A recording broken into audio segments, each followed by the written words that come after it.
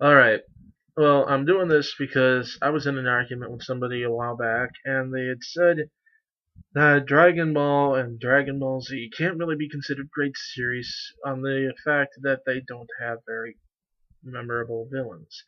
He claimed that they were cookie cutter villains, that they all had the exact same motive.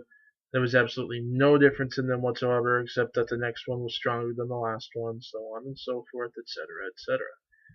Now, to a degree, it was relatively true. However, the early villains in Dragon Ball, first of all, it was an adventure series. It wasn't originally supposed to be anything more than that. In fact, before that, it was just supposed to be a comedy, hence Pilaf. But then after that, it evolved into an adventure series. So you had the World Tournament with characters who weren't necessarily villains, but there you go. You had the Red Ribbon Army. You had Mercenary Tau. You had Commander Red. You had General Blue. You had Officer Black. You had Colonel Silver. You had General White. And sure, they all had relatively the same motivation. Possibly because they were part of the exact same organization. They did have, again, their own fairly unique personalities. But, they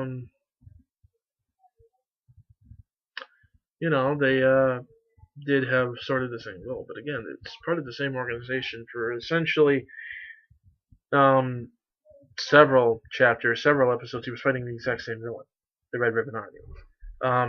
Even Tao, even though he only did it for money, was doing it for the Red Ribbon Army, so that they could get the Dragon Balls to which for control the world. That did not change until Goku busted in there and completely, utterly decimated their little private army. Then we moved on to Fortune Teller Baba. Then we encounter Pilaf again. Then we move on to Tien and Chaozu at the tournament. There we ran into an interesting dynamic. We got a little bit more of Roshi's past. We got to see some interesting internal conflict. Tien's kind of a villain and yet kind of a quasi-villain, I guess. Um, and there you got some very different motivation from the last guys, for sure. Has absolutely nothing to do with the Dragon Balls at all, in fact, and it's entirely a revenge story, or attempted one. But then comes King Piccolo. Now, King Piccolo is a character that I think is in fact misunderstood, even by people who know him. I'm not I'm not talking about the people who, think that Piccolo was always a good guy or didn't know that there were two versions of him or anything like that. No, I'm talking about the fact that there are people who know who he is, have seen him before, have seen the show, so on and so forth, yet they don't quite grasp the character or how complex he is or what he represents. So, let's dig a little bit into that. King Piccolo originated as part of Kami, as you know, but how in the world did he come about? Well, as you know, Planet Namek, long ago, encountered a great cataclysm. It was destroying the planet. Their atmosphere was unraveling. There were storms all over the place. Their magnetic field was going, if I recall. The whole planet was just becoming uninhabitable. And in order to save part of their race, they sent at least one child that we know of off world to go somewhere else until they could bring him back home. However, never really came about. The Namekian race was all but destroyed, save one, who became the Grand Elder that we know, which is also known as Guru. But this little Namekian was on planet Earth. Innocent little thing. Wandered around, taking sights, learning about the planet, seeing it was a beautiful, amazing place. It was something that he did truly love. He loved nature, he loved the people, he loved everything about it. It was just like a second home to him. He took to it very quickly. In fact, it was mostly the only home he ever knew. Then something happened. Piccolo began to try to interact with people, and he began to see how they were. he began to see how they could be prejudiced, how they shunned him as a monster just because of how he looked. He uh, he began to see how people could even treat each other, how they would lie, cheat, steal, kill.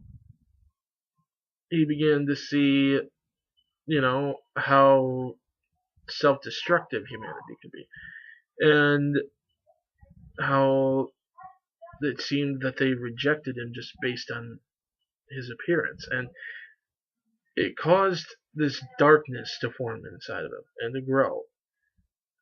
Now, it stayed mostly under the surface, and for the most part seemed rather benign. It was a bitterness, sure, but that's all it really was. It was a cynicism. It was a darkness. It was just, it affected his outlook on life. But he figured that he should become the kami, the guardian, the god, if you will, the protector of the world, the overseer.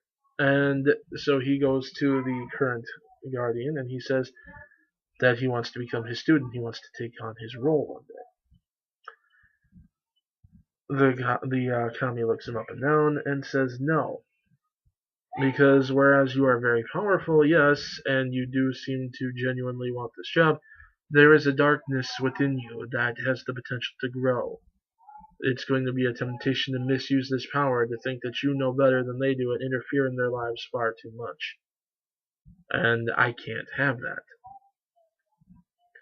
And so the Namekian sits down and enters a state of deep meditation, trying to purge these evil thoughts from his mind. The problem is, he did it almost too well. He purged all of it, every single bit of it, every single bit of this darkness, this bitterness, this cynicism, to the root. Shoved it right out of his body. The problem is, it was so volatile. It had been so much potential to envelop him that when he did finally push it out, it became his mirror image. Not just his mirror image, either. It became him. It was him. It's part of Taoism. It's the yin and the yang. They're two complete opposites of the exact same thing. The one can't be without the other. And as such, Kami could not, the being we know as Kami could not hurt the being that became known as Piccolo. And by the same token, the being known as Piccolo could not hurt Kami. Could not. This thing did, it knew exactly what it was doing, too. It turned itself not only into him, but an 8-foot tall monster version of him.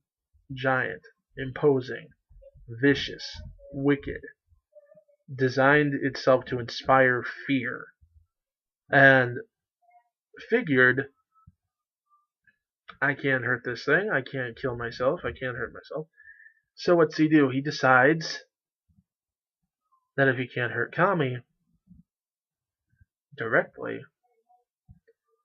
he can get to him, he can hurt him by going after what he loved, by remaking it in his image, by doing exactly what Kami was trying to prevent from ever happening.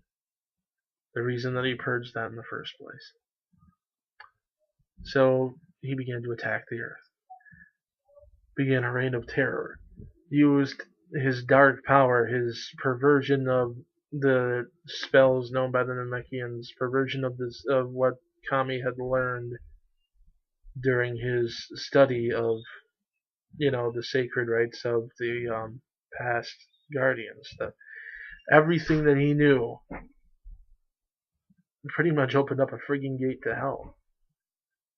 Unleashed an army of darkness on the entire world, a reign of terror unparalleled before, which Kami was technically powerless to stop. Even if he had gone down there and intervened, he couldn't stop it. He couldn't stop Piccolo, because Piccolo was him.